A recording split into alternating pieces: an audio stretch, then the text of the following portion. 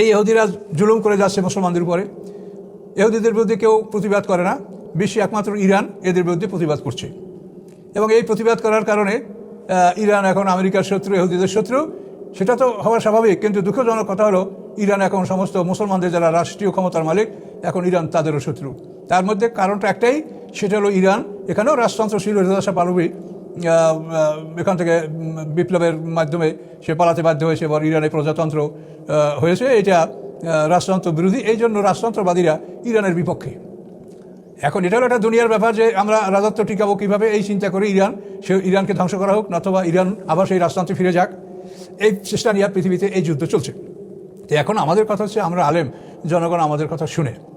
এখন ইরানিরা কি মোমেন না কাফের, এ ব্যাপারে কালকে দেখলাম কয়েকজন প্রথম শ্রেণীর আলেমদের মতামত। তারা সবাই ইরানের বিপক্ষে বলেছেন যে তারা সাহাবীদের সমালোচনা করে, সিনিয়র সাহাবীদের সমালোচনা করে, কাজে এই জন্য তারা কাফের, তারা অমুসলিম, তাদের মৃত্যুতে ইন্না লিল্লাহ পড়া যাবে না, তাদের সমর্থন করা যাবে না, এটা তারা বলছেন। কিন্তু এই কথাটা ইরানিদের যে ত্রুটি আছে সেটা আমরাও স্বীকার করি, আমিও স্বীকার করি, কারণ আমরা তো তাদের সাথে একমত। বিভিন্ন ব্যাপারে আমাদের সাথে তাদের খুব বড় বড় দ্বিমত আছে। কিন্তু এই থাকা সত্ত্বেও আমরা যদি ইরানিদের ত্রুটিটা, যেটা আপনারা বলছেন, এটা আপনারা ভুল বলেন না, ঠিকই বলছেন, কিন্তু এই যে ইরানিরা হলো শিয়া আর আমরা যারা সুন্নি ব্লকে যারা আমরা আছি, এই সুন্নি ব্লকের যদি ত্রুটিগুলো তুলে ধরা হয় এবং এই দুইটা যদি আপনারা ডিবেট করেন যে ইরানিদের পক্ষে 5 জন আপনারা বসেন আর সুন্নিদের পক্ষে 5 জন বসুক, তখন সুন্নিদের যে মানে তথ্যগুলো বের হয়ে আসবে, তাতে আপনি দেখবেন যে ইরানিদের চাইতে সুন্নিদের অপরাধটা বড়। এটা আপনি কোনোভাবেই ঠেকাতে পারবেন না। তার কারণ কোরআনের ডাইরেক্ট আয়াতের বিরোধিতা আপনি পাবেন সুন্নিদের মধ্যে, যেটা সূরা দেখেন মায়েদার 11 নম্বর আয়াতে আল্লাহ বলছেন, লা তাত্তাখিযুল ইয়াহুদা ওয়ান নাসারা আউলিয়া, ইহুদি খ্রিস্টানদেরকে তোমরা বন্ধু হিসেবে গ্রহণ করবে না। ওয়া মান ইয়াতাওয়াল্লাহু মিনকুম ফাউলাইকা মিনহুম, তোমাদের মধ্যে যে কেউ তাদেরকে বন্ধু হিসেবে গ্রহণ করবে সে তাদের মধ্যেই গণ্য হবে। আল্লাহু লা ইয়াহদিল কওমাজ জালিমিন, আল্লাহ তাআলা জালিমদেরকে হেদায়েত দান করেন না। সূরা মায়েদার 11 নম্বর আয়াত। আচ্ছা, এরপরে দেখেন সূরা নাহলের 36 নম্বর আয়াতে আল্লাহ বলছেন, ওয়ালাকাদ বা'আসনা ফি কুল্লি উম্মাতিন রাসূলা আন ইউবুদুল্লাহ ওয়াজতানিবুত তাগুত। তো এখানে আল্লাহ বলছেন যে আমি সমস্ত জাতির প্রতি রাসূল পাঠিয়েছি এবং সেই রাসূলদের দেওয়া ছিল আন ইউবুদুল্লাহ, যে তোমরা আল্লাহর ইবাদত করো, ওয়াজতানিবুত তাগুত, এবং তাগুত থেকে দূরে থাকো।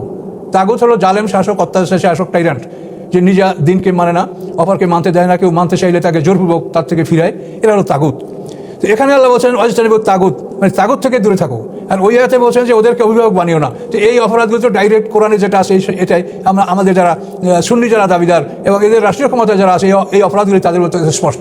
কিন্তু ইরানের বিরুদ্ধে আপনি কোরআন থেকে স্পষ্ট কোনো এরকম প্রমাণ আপনি খাড়া করতে পারবেন না। কালকে আপনারা যে কয়েকজন আলেমের কথা বলছেন, কই কোরআনের একটা আয়াত তো বলেন নাই যে এই আয়াতের কারণে শিয়ারা তারা কাফের বা তাদেরকে বর্জন করা উচিত ইত্যাদি। কোরআনের কোনো আয়াত নাই। কাজে কোরআনের ডাইরেক্ট আয়াতে এই আমরা যে গ্রুপ, তারপর আপনি যেটা বলবেন যে শিয়ারা সিনিয়র সাহাবীদেরকে অস্বীকার করে, এটা সত্য করে। তারা আবু বকর সিদ্দিক, ওমর ফারুক এদেরকে যথাযথ সম্মান দেয় না। তারা ওমর ফারুককে হত্যা করছে আবু লুলু গোলাম, সেই আবু লুলুর নামে তাদের ওখানে জাদুঘরও আছে, আবু লুলুকে তারা সম্মান করে। কাজে তারা সিনিয়র সাহাবীদেরকে সম্মান করে, এটা ঠিক। তো এটা যেমন ঠিক, তেমন আবার যদি সুন্নিদেরকে আপনি দেখেন যে সুন্নিদের মধ্যে হযরত আলী রাদিয়াল্লাহু বিরুদ্ধে, আলী রাদিয়াল্লাহু জান্নাতের রোকন এবং সিনিয়র সাহাবী, এবং মানে প্রথম 10 জন ইসলাম যারা গ্রহণ করছে তার মধ্যে হযরত আলী রাদিয়াল্লাহু একজন। তো এই সাহাবী জান্নাতের রোকন, আল্লাহর রসুলের চাচাতো ভাই, জামাতা, সব কিছু। তো এরপরে ওই আলী রাদিয়াল্লাহুর বিরুদ্ধে যারা যুদ্ধ করেছে, তাহলে তারা কি, তাদেরকে কি বলবেন?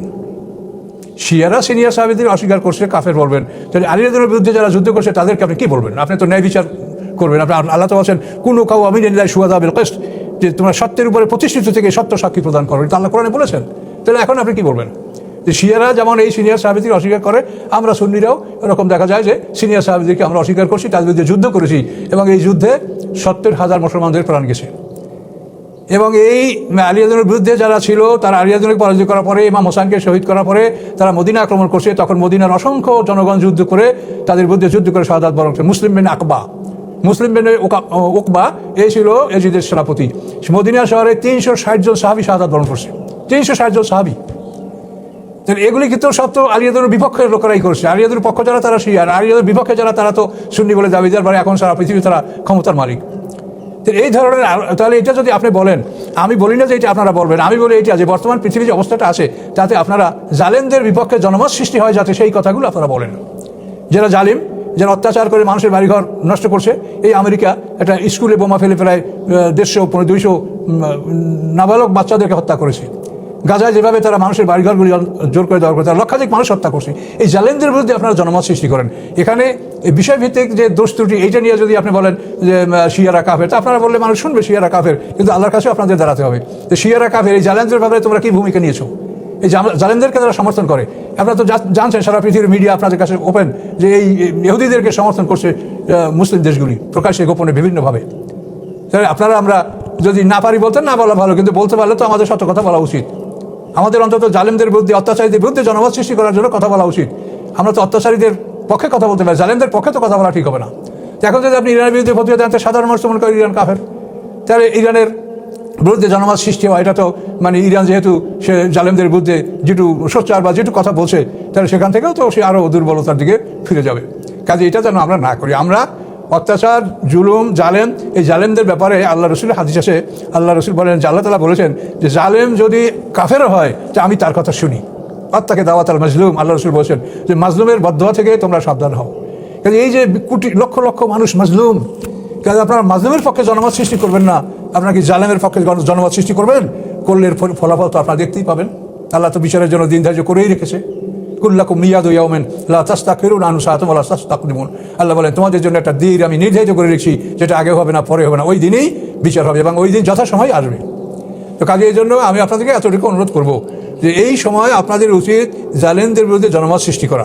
সেইটা না করে যদি বিপরীত আপনি মাজলুমের প্রতি যদি আপনি জনমত সৃষ্টি করেন, মাজলুমের বিরুদ্ধে যদি আপনি ফতোয়া দান করেন, তো এটা কী হবে সেটা আপনারা ফতোয়া আপনারাই জানেন, আপনাদের কাছে অজানা কিছু না। আমি আবারও আপনাদেরকে অনুরোধ করছি যে আমরা কিছু করতে পারবো না, তবু আমাদের জালেমদের পক্ষ ত্যাগ করা উচিত। আল্লাহ বলেন লা তাজলিমুন ওয়া লা তুজলামুন, তোমরা জুলুম করো না, তোমাদের জুলুম করা হবে না। আল্লাহ কোরআন পাকে বলেন আল্লাযিনা আমানু ওয়া লাম ইয়ালবিসু ঈমানাহুম বিযুলমিন, যারা ঈমান এনেছে, ঈমানের সাথে যারা জুলুম মিশ্রিত করে নেয়, অর্থাৎ শিরক, জুলুম, অত্যাচার যারা মিশ্রিত করে নেয়, উলাইকা লাহুমুল আমনু ওয়া হুম মুহতাদুন, তাদের জন্য রয়েছে নিরাপত্তা এবং তারা হেদায়েত প্রাপ্ত। সূরা আনামের 82 নম্বর আয়াত। কাজেই আমি আপনাদেরকে এটাই অনুরোধ করব যে আপনারা জালেমদের বিরুদ্ধে জনমত সৃষ্টি করার জন্য কথা বলেন, জালেমদেরকে উৎসাহিত করার জন্য। আর জালেমকে প্রকাশ্যে গোপনে আপনি যাই করেন করতে পারেন, দুনিয়াটা এখন আপনাদের হাতে আসে, কিন্তু সামনে কিন্তু বিচারের সম্মুখীন আমাদের সবাইকে হতে হবে। ইহুদি রাষ্ট্র সম্পর্কে আলোচনা করব, যে এই সম্পর্কে আল্লাহর কোরআনে কী আছে আমরা জানার চেষ্টা করব। আউযু বিল্লাহি মিনাশ শাইতানির রাজিম, বিসমিল্লাহির রহমানির রহিম। ওয়া কুল্লা শাইইন ফাসসালনাহু তাফসীলা। আল্লাহ বলেন সকল বস্তু, সকল বিষয় আমি কোরআনে বিস্তারিতভাবে বর্ণনা করেছি। তাহলে ইহুদি রাষ্ট্র সম্পর্ক কোরআনে থাকবে। তো ইহুদি রাষ্ট্র সম্পর্কে কোরআন যেটা আমরা পাচ্ছি সেটা আপনাদেরকে আমি বলার চেষ্টা করছি। সূরা আলে ইমরানের 112 নম্বর আয়াত। আউযু বিল্লাহি মিনাশ শাইতানির রাজিম। যুলিবাত আলাইহিমুয যিল্লাতু আইনামা সুকিফু ইল্লা বিহাবলিন মিনাল্লাহি ওয়া হাবলিন মিনান নাস ওয়া বাউ বিগাযাবিন মিনাল্লাহ ওয়া যুরিবাত আলাইহিমুল মাসকানা যালিকা বিআন্নাহুম কানু ইয়াকফুরুনা বিআয়াতিল্লাহি ওয়া ইয়াকতুলুনা নাবিয়্যিনা বিগাইরি হক ওয়া যালিকা বিমা আসাউ ওয়া কানু ইয়াতাদুন। সূরা আলে ইমরানের 112 নম্বরে আল্লাহ বলেন যে তাদের উপরে অপমান চেপে দেওয়া হয়েছে, অপমানের ছিল তাদের উপরে এঁটে দেওয়া হয়েছে। তারা যেখানে অবস্থান করুক সেখানে অপমানের সহিত জীবনযাপন করবে। হ্যাঁ, ইল্লা বিহাবলিন মিনাল্লাহি ওয়া হাবলিন মিনান নাস, ব্যতীত যে আল্লাহর সাথে যদি তারা সম্পর্ক স্থাপন করে এবং মানুষের সাথে যদি সম্পর্ক স্থাপন করে, তো এই সম্পর্কের মাধ্যমে তারা অপমান থেকে আত্মরক্ষা করতে পারবে। কিন্তু এছাড়া তারা পৃথিবীর যেখানেই থাকবে সেখানেই তারা অপমানিত অবস্থায় থাকবে, এটা আল্লাহ বলেছেন।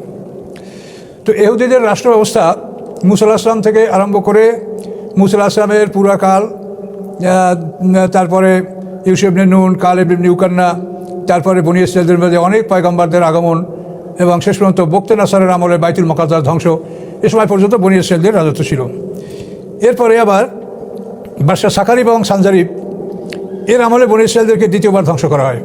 তো এই সাকারিব এবং সানজারিবের মানে ঘটনাটা এখানে বলা হয়েছে যে প্রথম দুর্ঘটনা, অর্থাৎ বনী ইসরাঈলদের উপরে প্রথম শাস্তি আসার অন্তত 460 বছর পরে এই দ্বিতীয় শাস্তি আসে। তো এই দ্বিতীয় শাস্তি যখন আসে তখন আবার বাইতুল মুকাদ্দাসে এই হামলা হয়েছে এবং ইহুদিদেরকে চরমভাবে হত্যা করা হয়েছে। তো এই দ্বিতীয় আক্রমণটা হয়েছে যখন ওরা জাকির আলাইহিস সালামকে হত্যা করেছে, এরপরে ইয়াহিয়া আলাইহিস সালামকে হত্যা করেছে। আয়াতটা আমি তেলাওয়াত করছি, এর মধ্যে ওই ইয়াকতুলুনা নাবিয়্যিনা বিগাইরি হক, এই যে বলা হয়েছে এই আয়াতের মধ্যে, যে অন্যায়ভাবে তারা প্রথমে জাকির আলাইহিস সালামকে হত্যা করেছে, তারপর ইয়াহিয়া আলাইহিস সালামকে হত্যা করেছে, তৃতীয়বার তারা ঈসা আলাইহিস সালামকে হত্যা করার জন্য পরিকল্পনা গ্রহণ করছিল, কিন্তু করতে পারে নাই। ঈসা আলাইহিস সালামকে আল্লাহ আসমানে তুলে নিয়েছেন। তো এখন আমরা এই আয়াত থেকে নিশ্চিত হতে পারি যে ঈসা আলাইহিস সালামকে আসমানে তুলে নেওয়ার পরে বনী ইসরাঈলদের রাজত্ব আর ফিরে আসে নাই, বনী ইসরাঈল রাজত্ব লাভ করতে পারে নাই। সেখান থেকে আরম্ভ করে ঈসা আলাইহিস সালামের সময়কাল এবং মুহাম্মদ সাল্লাল্লাহু আলাইহি ওয়াসাল্লাম পৃথিবীতে আসা পর্যন্ত এই সময়টার মধ্যে ইহুদিদের কোনো রাজত্ব পৃথিবীতে ছিল না। তারা সারা পৃথিবীতে ভবঘুরের মতো ঘুরে বেড়াতো এবং অপমানজনক জীবন যাপন করতেছিল। তো আল্লাহ এটা বলছেন যে এই অপমান তাদের উপরে ছিড় করে দেওয়া হয়েছে, এটা তাদের উপরে চাপিয়ে দেওয়া হয়েছে। কিন্তু যদি তারা আল্লাহর সাথে সম্পর্ক অথবা মানুষের সাথে সম্পর্ক রাখে তখন তারা অপমান হতে আত্মরক্ষা করতে পারবে। এটা আল্লাহ এখানে ইঙ্গিত দিয়েছেন এতে।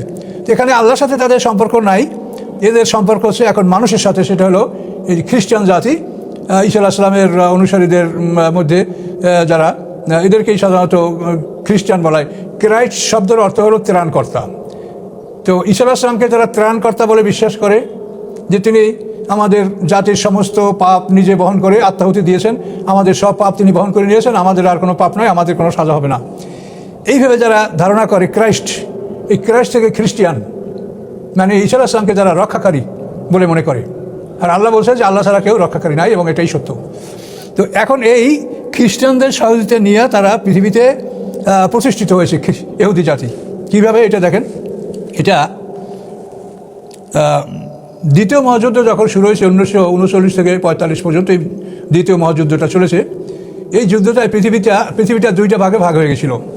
একটা ভাগ হলো জাপান, জার্মান, ইটালি, এদেরকে অক্ষশক্তি বলে, অ্যাক্সিস পাওয়ার। জাপান, জার্মান, ইটালি এর এক পক্ষ। আর অপরদিকে অ্যালাইড পাওয়ার, মিত্র শক্তি, সেটা হলো ইংল্যান্ড, আমেরিকা, রাশিয়া, এর সাথে আরও কিছু দেশ। এই দুইটা ব্লকে পৃথিবী ভাগ হইয়া দ্বিতীয় বিশ্বযুদ্ধ শুরু হয়।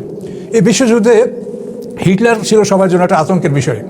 জার্মানের লিডার হিটলার, এ খুব ভয়ঙ্কর রাষ্ট্রপ্রধানও ছিল এবং সেনাপতিও ছিল। তো এই হিটলারকে বিশ্বের সবাই ভয় করত।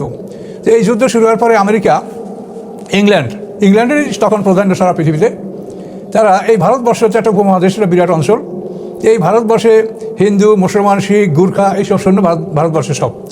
তো ইংল্যান্ডের পক্ষ থেকে ভারতবর্ষে যারা যোদ্ধা ছিল তাদেরকে বলা হলো যে তোমরা জাপানের বিরুদ্ধে যুদ্ধ করো, কাজে এখান থেকে এই ভারতবর্ষ থেকে জাপান রয়েছে কাছাকাছি, তোমরা জাপানের বিরুদ্ধে যুদ্ধ করো।